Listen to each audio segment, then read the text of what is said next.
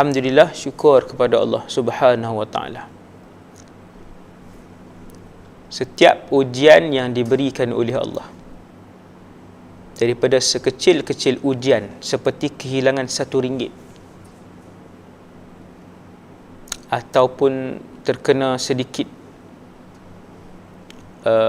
luka. Yang luka tu macam kena duri je sebaris, sampailah ujian yang paling besar, kematian, bankrupt, habis semua duit ringgit, kilang sampai terkena tutup, ataupun terkena penyakit daripada sihat walafiat, umur 20-an 30-an kena penyakit terlantar, tu ujian besar tu.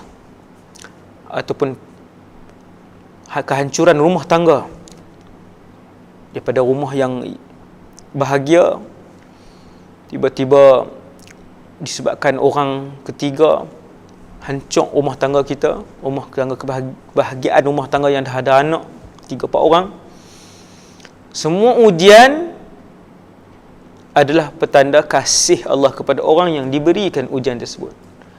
Kesemua ujian adalah untuk menghapuskan dosa-dosa lama kita. Kesemua ujian adalah untuk mengangkat kedudukan orang itu di sisi Allah Subhanahu wa taala. Maka bergantung kepada kita dan saya bagaimana kita menghadapi dan melihat ujian Allah tersebut.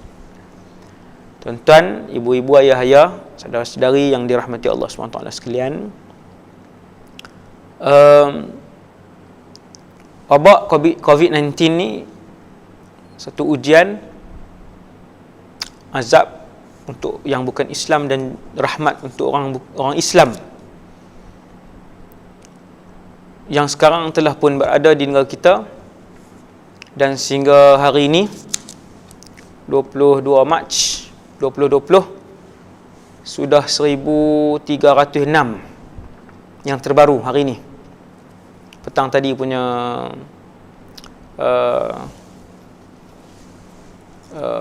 pengumuman oleh pengarah kesihatan, dan jumlah kematian sudah mencecah 10 orang. Inna lillahi wa inna ilaihi raji'un. Kita mendoakan kepada saudara-saudara se-Islam kita yang terkena ujian tersebut sampai bawa kepada kematian, supaya Allah menerima kesabaran mereka, keadaan mereka, kematian mereka dituliskan dengan pahala mati syahid. Amin ya rabbal alamin. Saya nak sebut tentang satu keadaan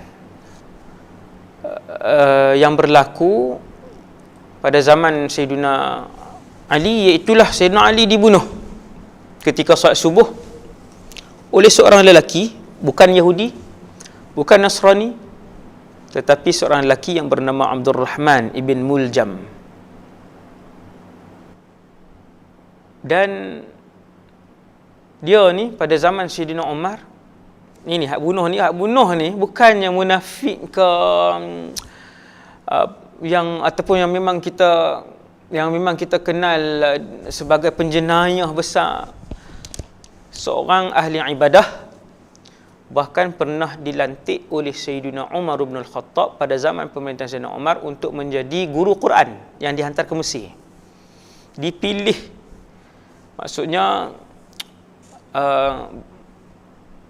seorang yang mahir dalam bacaan Quran, seorang ahli ibadah tetapi kurang pemahaman agamanya. Nah, seperti yang disebutkan oleh para ulama, sehingga beliau terkesan dengan kumpulan Khawarij ketika itu yang ekstrim dalam mengeluarkan fatwa, mengeluarkan pendapat tidak berasaskan kepada kefahaman agama yang betul. Ekstrim begini akan merosakkan masyarakat Islam secara individu dan secara berkelompok kepada pemegang pendapat tersebut. Akhirnya beliau mengambil keputusan, Abdul Rahman ibn Muljam ini, untuk bersetuju dengan kumpulan Khawarij yang majoriti Khawarij ini adalah mereka yang jahil. Majoriti Khawarij ini, kata Ibn Abbas radhiyallahu anhum, mereka tidak mempunyai kefahaman agama yang betul dan mendalam. Bahaya. Akhirnya Abdul Rahman ibn Muljam sendiri yang kurang kefahaman agama yang kukuh, terpengaruh dengan desakan hasutan Khawarij ketika itu. Dia berpendapat bahawa Sayyidina Ali salah, batil dan perlu dibunuh, dan siapa yang membunuh Ali ibn Abi Talib radhiyallahu anhu akan mendapat pahala syahid.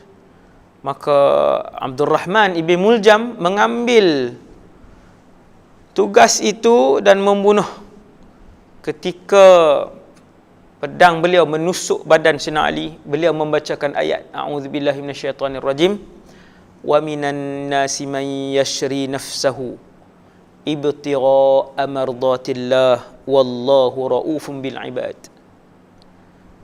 Di kalangan manusia ada yang mengorbankan diri mereka untuk mendapatkan redha Allah. Maksud ayat ni surah Baqarah ayat 27, mengorbankan diri mereka untuk mendapatkan redha Allah. Jadi Abdul Rahman bin Muljam ni, dia menganggap diri dia dikorbankan untuk membunuh Sayyidina Ali, yang pastinya kalau bunuh Amirul Mukminin ketika itu, orang kata risiko yang besarlah membunuh pemimpin nombor satu dunia Islam. Jadi dianggap dia berjihad, wallahu raufun bil ibad. Maka dia salah faham ayat tersebut dan salah faham dengan pendirian yang diambil oleh seorang sahabat yang bernama Ali ibn Abi Talib, yang mana pendirian yang diambil oleh Sayyidina Ali ketika itu yang tidak dipersetujui oleh Khawarij, bahkan pendirian itu telah pun dipersetujui oleh ramai di kalangan sahabat-sahabat yang alim. Jadi disebabkan kurang pemahaman agama, maka dia mengambil keputusan untuk membunuh manusia yang terbaik, yang keempat di kalangan umat Nabi SAW. Bahkan Sayyidina Ali bin Abi Talib ini, dari segi fadail, kelebihan dia, di kalangan 100,000 lebih para sahabat Nabi yang paling banyak keistimewaan yang disebutkan oleh Rasulullah adalah Ali bin Abi Talib radhiyallahu anhu. Fadail dia lebih banyak, paling banyak sekali. Jadi dengan sebab itulah kita perlu dengan mendengar bersama dengan kumpulan para ulama yang ramai. Apa yang saya nak sebut dalam sesi ini ialah, saya sangat sedih melihat beberapa orang ustaz pendakwah di Malaysia ini khususnya yang menulis. Saya sempat baca, yang pertamanya menulis bahawa COVID-19 ni adalah agenda syaitan dan kita sepatutnya lebih takut kepada Allah dan jangan ikut pihak berkuasa yang takutkan virus ini lebih daripada takutkan Allah. Ayat tu secara zahir nampak betul. Dan seorang lagi ustaz juga tulis artikel yang panjang, kemudian diviralkan. Saya pun dapat. Orang tanya saya, ni macam mana ni ustaz? Kan? Saya tanya, macam mana apa ni artikel ni? Saya pun baca artikel tu. Ustaz tu kata tak perlu kosongkan masjid, kerana masjidlah tempat yang paling selamat sekali. Masjid ni ialah rumah Allah. Siapa yang suruh kosongkan masjid itu adalah orang yang nak menutup syiar Islam. Nampak ayat bunyi macam power tak? Bunyi macam power kan? Kenapa kesemua para ulama muktabar di dunia ataupun di Malaysia, kumpulan ulama-ulama di setiap negeri yang dianggotai oleh ahli-ahli majlis fatwa yang alim-alim, mereka semua setelah berbincang, bermesyuarat berdasarkan dalil-dalil secara umum ataupun khusus, berdasarkan qawaid fiqhiyah, mereka mengeluarkan pendapat setelah mengambil kira pandangan Kementerian Kesihatan Malaysia. Itu yang diajarkan. Banyak dalam kitab fiqh kalau kita tengok, sebahagian penyakit kena tanya doktor pakar dulu. Kalau kawan ni puasa mudarat tak puasa Ramadan dia? Kalau doktor kata mudarat dengan penyakit dia ni, maka boleh untuk tidak berpuasa dan kemudian ganti nanti. Refer. No? Perjalanan inilah, disiplin ilmu inilah yang diambil oleh para ulama muktabar yang mempunyai kefahaman agama yang jelas, membimbing masyarakat. Tiba-tiba keluar ni yang ustaz-ustaz ni yang menyedihkan saya lah. Nah, keluar, jangan takut, tak payah takut sangat virus ni, kena takut, hanya takut Allah saja. Memang pun betul. Seperti mana Ibnu Muljam tadi, bila dia kata kami beriman dengan Allah, kami berjuang dengan nama kitab dan hadis, kami membunuh sambil baca ayat Quran pas semua waktu bunuh tu. Nampak seperti betul berjuang kerana Allah, berjuang untuk Allah. Tetapi mempunyai kefahaman yang silap kepada nas. Tak faham nas dengan cara yang mendalam, membuatkan kita mengeluarkan pendapat yang sungsang dan membahayakan masyarakat. No? Al-maslahatul ammah tuqaddam 'ala al-maslahatil khassah. Maslahah masyarakat umum mesti didahului daripada masalah orang persendirian. No?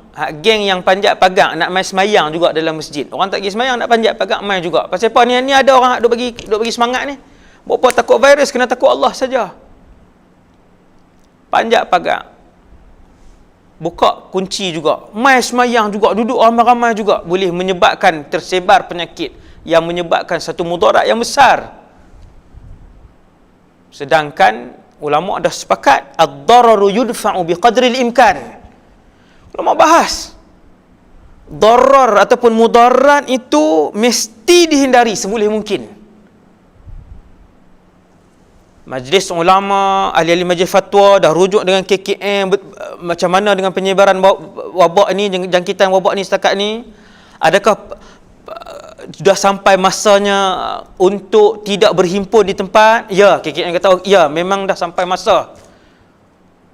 Maka para ulama pun berbincang dan mengeluarkan fatwa bahawasanya perlu dikosongkan aktiviti masjid setakat ini, dan Kedah mengambil keputusan yang sama, tidak ada Jumaat pada minggu ni, dan minggu ni lah, minggu lepas tak ada, dan minggu ni pun tak ada Jumaat juga.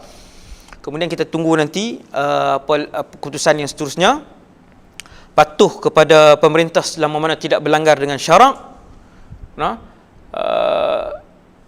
Biqadril imkan, qawaid yang fiqhiyah tadi ni, kemudaratan perlu dihindari seboleh mungkin, itu digariskan secara jelas. Hanya ketua keluarga sahaja yang keluar, kalau nak keluar pula pakai penutup hidung dan mulut.